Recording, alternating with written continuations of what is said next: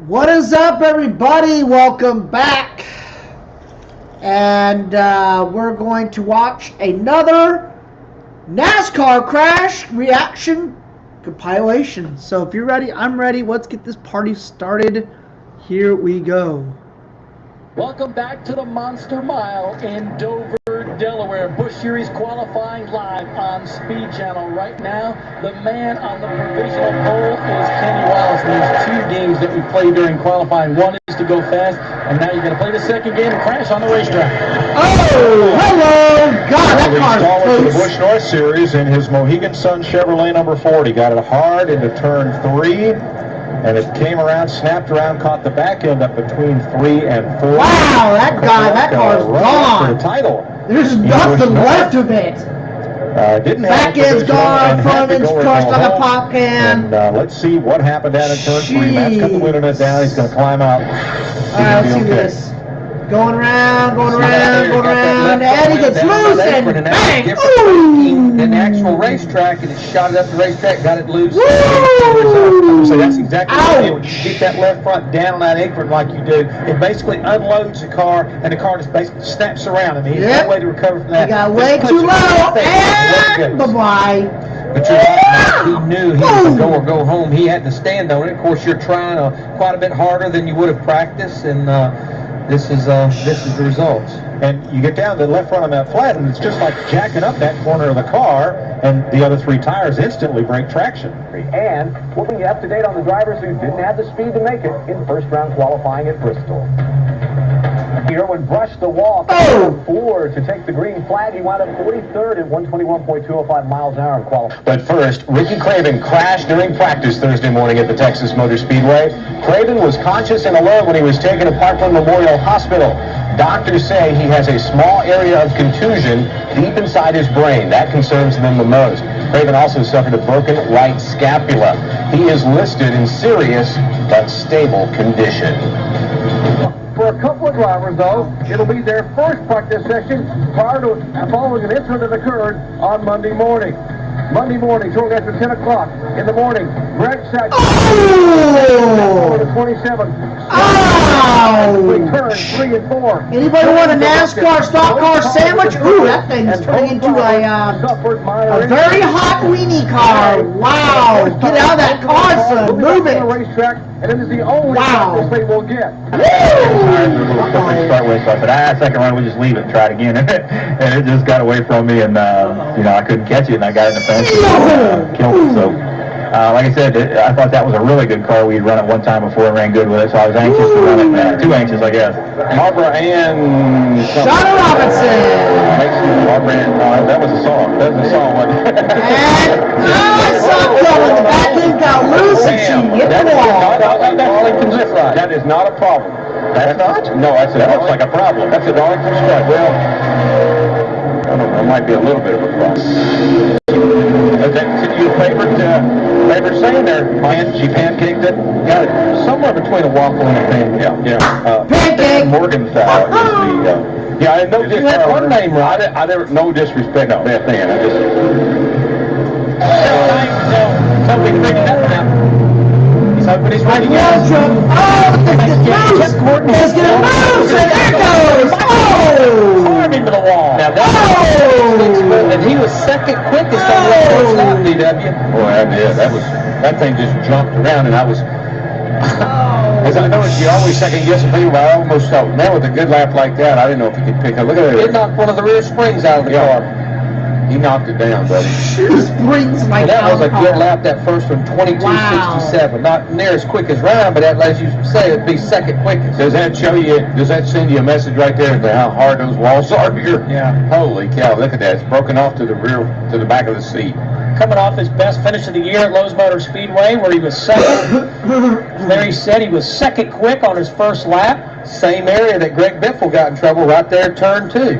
And Darrell, I mentioned to you during the commercial break, it looks like here that there's no saving the race car. When that back end starts to come, there's nothing you can do as a driver. Is that correct? Yeah, what makes you fast here is that you're able to get back in the throttle wide open way before the center of the turn. Here he goes. He just down in there. The same thing, just like Biffle. He gets up out of the groove a little bit. You're trying to crank it down. You pull the thing to the left. The more you pull it, the looser it gets. And there's no saving it right there. She is all gone, baby. Oh, Same God! exact spot where Biffle lost it. I would say that has all the makings of a hot spot. Here it goes. In the corner and bang! Oh, my God. And that thing just blew up. Yeah, maybe a video to support it. Shit. And in Slugger Labby's defense, his crew chief, he told Michael in response to that, he said, I didn't see the time quick enough to tell you. Right, right.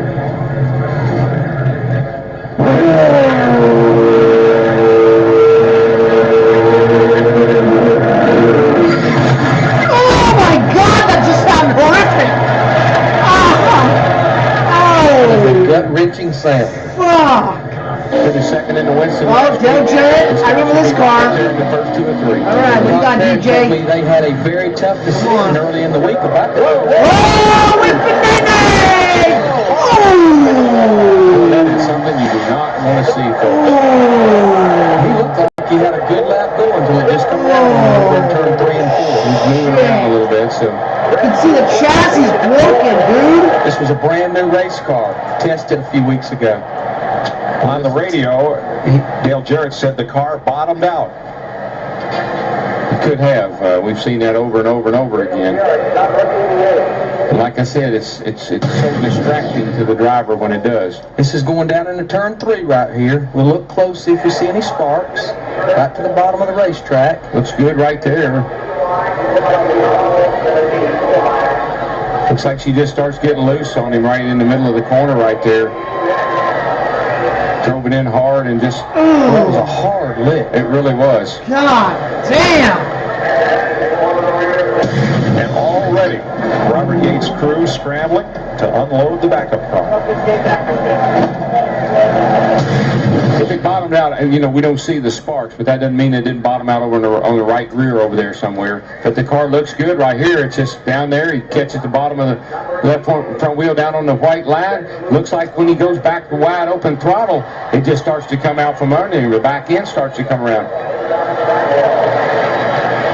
Oh. Look at it one more time and see if we can watch the car go down into the corner. He's out, and I'm sure he's very disappointed. Fortunately, he's okay, because, folks, when you're qualifying, you're at maximum speed. That means you're going to hit that wall as hard as you can hit. You kind of hit it at any time. And it's pretty much a given. He will start 37th, which Let's see will if be we the can see first something right here, Larry. We'd see from the back of the car. Again, he's down in there. I just, if it bottomed out, I don't see it. Well, we've seen cars bottom out a lot worse. Yeah. Not have a problem. Is it possible the car could have bottomed on the suspension without the undercarriage hitting the racetrack? Oh, anything's possible. Okay. You just got to go by what he said and what he felt, and he felt something happened to the car. Dale Jarrett had 3 straight top 10 starts in Charlotte. Not this week. This was about 1 hour ago in the first of today's 2 practice sessions in race conditions. Check the very right side of your screen. Ever see the cars getting ready to go back out? BP? What? You know what? Sometimes when you're out there racing and something breaks that you're not expecting it to, we've just rolled into the garage with our replay machine. It broke. It broke. We'll show you what happened a moment ago. Trust me, though, Jeff Gordon hit the wall in the first of today's 2 practice sessions. They've had to pull the backup car out. Let's find out what happened to Jeff Gordon. Here's Dashing Dave Burns. Well, we'll ask him for just a little more detailed description then, since we haven't seen it yet, although I'm sure we will very soon. Jeff, what happened with your car today? We've had kind of a crazy day.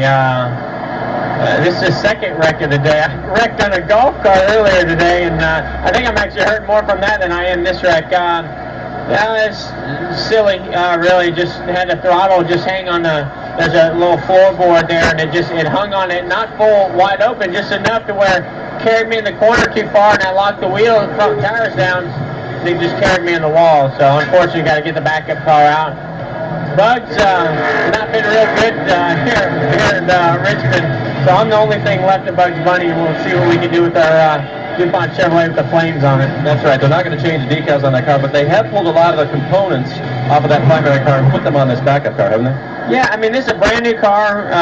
We feel pretty good about it. Here at Talladega, finishes of 3rd and 6th in his last 2 races here. Oh, trouble! Oh, no! happens. John Andretti's into it.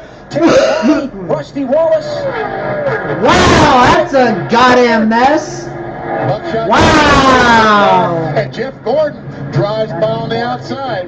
Move the racetrack. We're wrecked up pretty good. Gordon was running by himself, well back from the pack, probably just for that reason. Championship leader didn't want to take a chance on bending up his car in final practice. He was not in the big pack of cars. Kurt Busch is in it, and the red flag is out. Wow. That sucks. And the radio traffic you heard was from Rusty Wallace's car, who said that Kurt Busch nipped the apron with his car and came back up across the track. There's John Andretti's car. Let's take a look. Well, the 22 is actually up on the apron and hit the 51 car. And from there it was on. Yeah, well, once you're in a situation like this, you're just trying to look for a hole. And Kurt was just trying to get stopped behind it. Yeah. He didn't have anything to do with it. Yeah. Watch the 22 car as he jumps down on the apron. What happens when you get on that apron? Actually, well, he may have gone down on that apron because the 51 car was maybe coming down on him. It's hard to say by that angle, but Robert Preston, the 77 car, somehow gets through. I mean, he just missed the front, and Buckshot just missed the back of the 77 as he was spinning. DP, see what it looks like to you. Ward's trying to run up inside of him. And Purvis comes right down to that yellow line. So they both wanted the same place on the racetrack. Yep. And John Andretti, hard lick to the left side of the 51 car. There's Terry Labonte, who had just run the fastest lap. Oh, Buckshot almost made it. And Presley did sneak through, BP. Somehow, some way, Schrader, not as lucky. I don't think that Buckshot really hit anything too hard. All right, just watch and listen.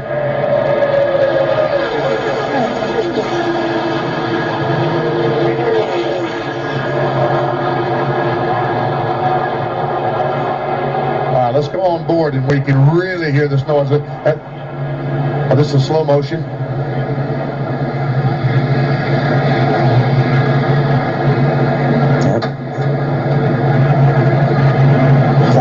Wow, how did he get through there? That was Benson. And see, he couldn't turn to the right. He had cars to the right, so he just, boy, he threaded that needle. Yeah, right. All right.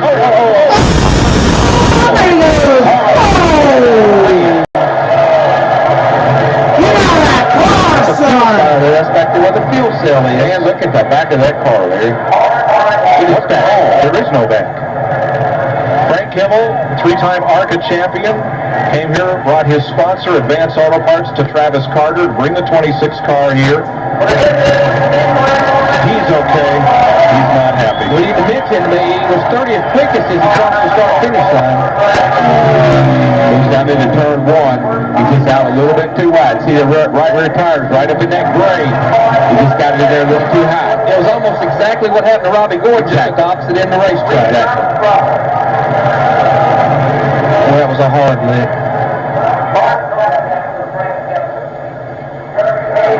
He's gone. It's out from under him before he ever even. He's just starting to think about making the turn. The car is already turning around with him before he even gets there. And you can see the fuel cell was shoved all the way into the rear end housing, and no combination of a steel box and a bladder is going to withstand that kind of hit. Now these cars normally will qualify with what we call low fuel. That car probably only has 5 to 7 gallons of fuel in the fuel cell. They do that in order to increase nose weight as well as get the ballast of the car as low as they possibly can. That's why we don't see any bigger fire than we see. There's not that much fuel in the car. Well, normally when they're full, they hold 22 gallons of fuel, so it's only about a fourth of the fuel capacity. And that's a balancing act. It's another thing that you do, take it off the rear and put it on the front. We're hearing that Kyle Busch may have scraped the wall during practice. What's the story on the 5? Looking at the right rear quarter panel of Kyle Busch's Chevrolet, you can see the scrapes of crew members up in the wheel well working on the right side. Kyle, what happened? Well, when you're fighting the tight position up to turn 2, you try to do the best you can with it. And I tried to keep the pedal down this time. It didn't quite work out. We needed about 3 more inches. But we'll be all right. We'll go right in, drop and start, and do an awesome job. And we're just looking forward to the race. We start up front, so hopefully we can get up there and clean up. Seems like this team gets more confident and more momentum with each week. Yeah, it definitely does. I wish we started out this way a little bit sooner, but we always take the best results we can get, and we're looking forward to the rest of the year, of course. We got plenty more things to come out of this little Chevrolet. With grandstands, bleachers circling this 1 mile oval, what's the deal? Why is it quiet? Well, you said we went from the Magic Mile to the Monster Mile. Well, the Monster Mile is taking the bite out of a competitor already. In the car right here, Brian Vickers hit the wall. He was running top 10 in time. Very, very good race car coming out of turn number 4. He said the car just jumped sideways and he slammed the front stretch wall. Now, Joe Nemechek just a couple laps earlier had said, hey, I think something's on the racetrack. So right now, NASCAR is looking at that situation in turn number 4, trying to evaluate if there is something on the racetrack at this time. So that's why the track is quiet. Brian Vickers, 7th fastest at the time that he hit the wall with this race car. This race car is absolutely destroyed. Eddie Dickerson, Alfred, and the boys have been going over. You see Jamie, the NASCAR official here, checking things out. What they try to do is they look over the car to see what damage happened and to make sure that this car was A-OK. And you know what? Brian is A-OK, and that's a very good sign. But Brian Vickers already going to the backup car early on in practice here at the Monster Mile. But Larry, not since Texas Motor Speedway was new have we seen so many drivers have trouble in one weekend, it seems. Yeah, I mean, like Darrell mentioned, they've ground this racetrack and it's fast. 13 cars broke the track record. This was in practice. Justin Bonnie got in trouble on a single car run, as well as Tony Stewart, the 33 car, Shane Hill in the 32 car. These were all practice runs. Now, this was in qualifying. Randy LaJoy in the 34 car, he had to go to a backup car, hit the wall hard. Look at this lick right here by Michelle Jourdain in the 10 car, hard on the outside wall. Denny Hamlin not only crashed in practice, but he crashed in qualifying as well. We had over 9 cars that was torn up in practice and qualifying yesterday in just single car runs. And we haven't even started to race yet. And that's Bill Elliott. And how fast did it feel out there? Well, you know, here it's hard to tell. I mean, this racetrack, it's unlike Atlanta. And a crash in turn 3. Backing it in is the 0-2. And that's probably going to send him to the house, Mike, because he's one of the cars you talked about in the beginning, Andy Belmont 0-2 with no provisions. Now, our trusty pit reporter said that he was the only cab in the first 10 or 15 there that had sticker tires. Most everybody else had buffed their tires. He was on stickers. Story in USA Today, today's edition, about Andy Belmont, about how much he's made for each of his starts, but also how much it has cost him to run this car. He was basically breaking even until this happened. And Darrell, it looked like the minute he went to turn that thing down into turn 3, the back end just came around with him. He got loose, and we've already documented close to 200 miles per hour at that place. And he knows right about here that he's getting ready to take a really, really hard lick into the outside wall. Man. You know, Darrell, you talked about sticker tires versus scuff tires. I think one of the big reasons I talked to Mark Martin again that the guys were scuffing their tires was the fact that they were seeing a little inconsistent feel from set to set. Yeah, I heard that. I heard on with the 3 sets they got to use, I heard a lot of guys say, I like set 1, I like set 2. Mr. Excitement, Jimmy Spencer in the Arnold Motorsports number 50 black and yellow car right here. Whoa! Gives it a good graze. Yeah, that was almost. Whoa, backstretch. Out of turn 2, Matt Kenseth and one other car just outside the right of the picture got tangled up there. Well, now depending on how badly that car's hurting, it looks like it's wounded pretty good. I don't know, Larry. Maybe he's not so bad. I thought it was kind of whoppy-jawed there, but... And the sad thing about it, and again, I think a lot of damage to the rear. Remember, Matt Kenseth qualified 3rd, one of his best qualifying efforts all year long. Yeah, that's what I was going to say. If he had to go to a backup car, there goes that good qualifying effort. See what happens here. It looked like he got poked in the rear the way the back end was all jacked up. Oh, look at this. He was not even up to speed yet. I believe he was coming out of the pits. Yeah, he's coming out of the pits. course, yeah, look at that. Look how close Casey Mears in the 41 came. Well, who gets it? The wall.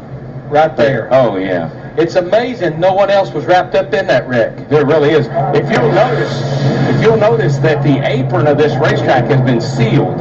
It's really, really black, and it's got sealer on it, and it's slick. We saw it last week in the All-Star race qualifying. Guys trying to get on pit road were having a problem. That bottom part of the racetrack there below the white line is all sealed with a real slick sealer, and it's causing those guys some problems, obviously. Exactly, Mike. And no driver has ever grabbed both poles here at the Texas Motor Speedway. And Kyle Busch, as you can see here, didn't make it any easier on himself. He wrecked his primary car during the final practice session this morning. Well, technically, it wasn't his primary car. The car they wanted to use at Texas, they brought down here, tested a few weeks ago. Well, he wrecked that one. So he's gone to the backup car, as the 18-year-old will attempt to qualify for just his second Mexico Cup race today.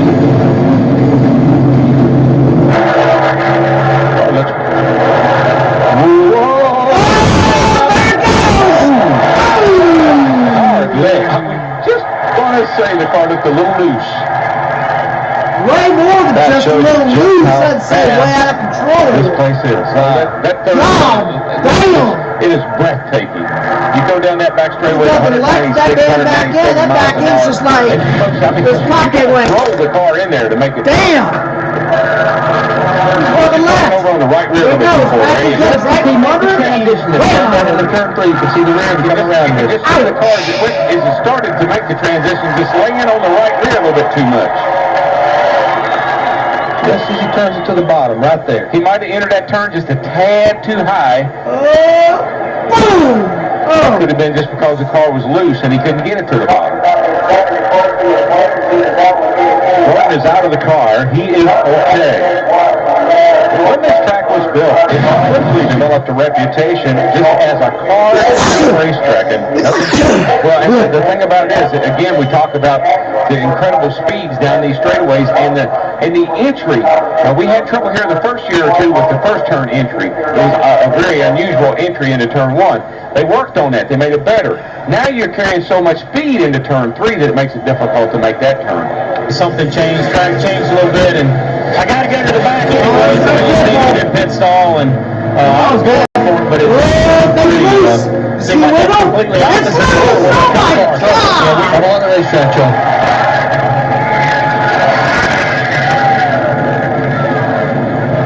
Straight biffle hard into the wall. I don't think it's too bad, is it? That's not too bad, guys.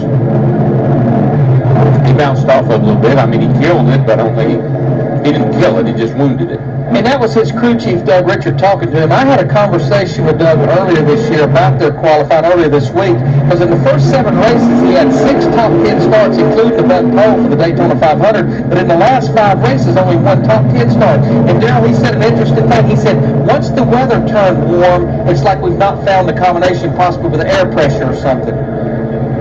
Take a look at the replay. Yeah, he gets way loose right about. Starting to get loose right there. It's a little loose with him. Yeah, then he's trying to pull it back down to the bottom. But before he tries to pull it to the bottom, the looser it gets. It's that wobble up off the tube.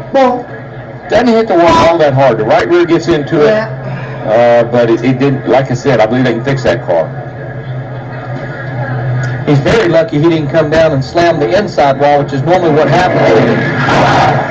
Wow. And what I learned about as the temperature goes up, as it gets hotter in the summertime, one of the things I learned was you got that big sway bar, that 2-inch sway bar, when the tracks are cool and the tracks are fairly, and the weather's fairly cool, you can run that big bar, but you got to come off of that when it gets hot and slick. Yeah, they can fix that car. This isn't quite the grip up there, like I said, Alan. I think after the Busch race, hopefully there'll be 2 crews, but right now, that upper trouble. Off turn 2, Bobby Labonte. Oh, whoa! What the fuck happened to Bobby? The 2 happened to Bobby? And that is, as you said, Wally, he's hit hard with both ends of the race car. God That damn! comes down, that's a good sign. Good sign. That's Bobby's signal to the safety workers that he's okay and they don't need to take chances in rushing to his assistance. And Bobby has been struggling. qualified 31st and was 36th in the morning practice. So they've been struggling all year. Yeah, they have.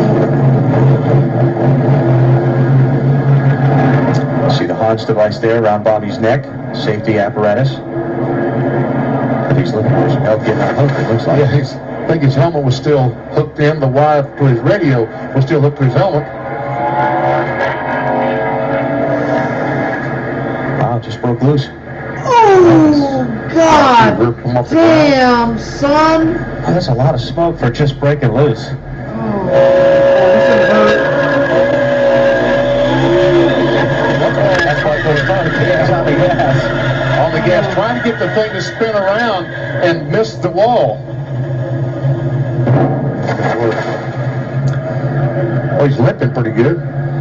He hit hard. Yes, he did. But he is out of the car and walking away. But we're under the red flag in Winston Cup final practice at Kansas. Mark Martin has never won the championship. He's always a contender and rides what's made.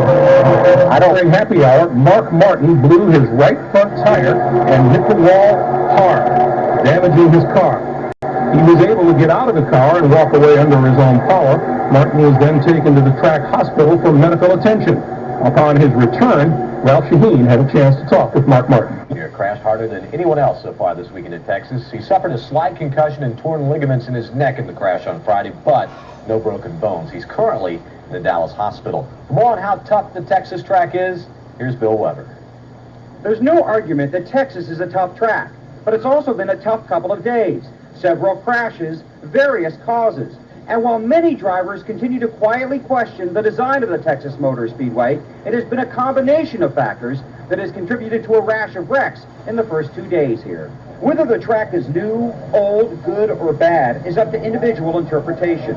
But in addition to Jerry Nadeau's shattering crash on Thursday, Friday the Texas track bit Terry Labonte, Kenny Wallace, Billy Standridge, and several Busch cars, including points leader Mike McLaughlin and teammate Matt Hutter. Just broke loose and went pretty quick where I didn't even have a chance to think about catching it. It went that quick. I really can't answer what happened, other than I lost it. I was running really quick and then I slowed up. My run was over. And I told my crew chief I was going 50 miles an hour. I told him I was wrecking. Couldn't figure out why. The thing was just wobbling all over the place, and then I figured it out when my tire passed me. I took turn one just like you take Charlotte, run like a wide arc and turn in, and that was the worst mistake I ever made in my life. Once I turned out, that was it. I lost total control of the car. The back end came around, stayed on the throttle, just went for a heck of a ride. Well, go back to yesterday. Qualifying postponed. Seepage, water coming up out of the track. 15 wrecks in 2 days. And with that kind of a start, everyone is concerned. Take a look at yesterday. Bobby Hillin out of control, turn one, slams the wall. It happened over and over again. To the naked eye, you can't see it, but that water is there, and the 3,400-pound cars bring it up out of the asphalt. And then to compound it, Kevin LePage blew an engine, or rather he blew a rear end, knocked all the oil and grease out of that car, 3 gallons of additional oil. He greased up that turn number one, and that made it even worse. So this morning they had to come back out and attempt to qualify. This was the scene yesterday afternoon when they called off Winston Cup qualifying. It's just enough moisture that, if the tire hits it, it's gonna break loose. It's like since the sun went down, the track is cooled off, and that is what's making the moisture there. I think when it's hot enough, it keeps evaporating. Just all that rain we had here in Texas. So all I know is it's coming up like a water faucet and it won't stop. It's just seeping. It's just enough that the last couple cars that ran, we noticed kind of a mist coming off their tires, and then the NASCAR threw the flag, went down to check it out, and found the problem. There's not a 10-foot guys in the turn. It's shiny from some grease. We're also seeing the water come through. What caused Lake or anybody else to lose it down there? I don't know. Was it because it's slick from grease? Like I said, it's not running in water. It's not wet with water, but there's water there. It's not running water. Hey, it needs to be said, God, it's running like crazy, but it's not. Only 9 cars attempted Winston Cup qualifying yesterday. This morning, one of the first cars out, Dick Trickle, into turn number 1. Out of control. Into the wall. Dick told me afterward it was not the track. He said that car was just loose. And when qualifying was over, for the second time in his career, Jeremy Mayfield found himself on the point, and Joe Nemechek will be alongside. Kenseth has climbed out of his car because moments ago he had a big moment up in turn number 4. He's going the wrong way now. He's going the wrong way then. Watch this sucker. I mean, I was looking up. I caught him out the corner of my eye. He gets up high. That back end just starts around. And look, Mikey, hold on! beautiful. I mean, he saved that thing. I know all 4 tires. I don't know if he had a tire going down or not. There's a possibility the way the thing just kind of comes around. Way to go, Matty! Way to go! Thinking, hello, wall. Oh, hello. There goes Michael going down there. Lock her up. There you Rear go. flaps came up, kept it on the ground, gave him some control, and he brings her in the pits. This is how fast it really happened, though, right here. Not many times you'll see a car spin right there and not hit that outside wall. You know what I always say about that? Well, I'm glad that happened today. Down the back stretch. Now, this was coming to take the green, I think, Jeff. He had not taken it. That thing's apron wicked right there loose. going off into turn 3. Hold on to Like it! get in a No! apron. He tried to get God. it. When he did, the car just Damn! got away from him. But yeah, he was coming to take the green. He enters the corner, Larry, watch him. He starts down, all of a sudden he pulls it back up like he was going to cut the corner anyway, and again, away it went up the outside wall, and that's definitely a backup car going to come. But you're right, I'm not sure he actually got all the way down on there. I don't think he did. Let's go to Bob Gilder. Well, Steve, it's the most obvious question in racing after something like this happens, but Tony Raines, we got another crash on the racetrack. He has shortened up that number 4 car. And this is in the opposite end of the racetrack. This was coming off from 1 and 2. I was looking dead at him, and you'll see it right here, I think. That's another hard lick on the outside wall. He had just taken the green flag down into turn 1 and 2. Tries to pick the throttle up right there. And the back end comes right from under him. He picked the throttle up early here in the middle of the corner. I was going to ask you, Larry, is that what that is a symptom of, getting on the gas too quick? Well, it's a symptom of we've heard a lot of these drivers talking about it, having your car pretty free, pretty loose, where you know you've got a good driving car for tomorrow in the race when you untape that front end. And his car started to step out and just hit speed, and he tried to correct it, and it looked like almost like the left front did go down on the apron. When it did that, it totally unloaded, took the wedge out of it, and it just really finished it off.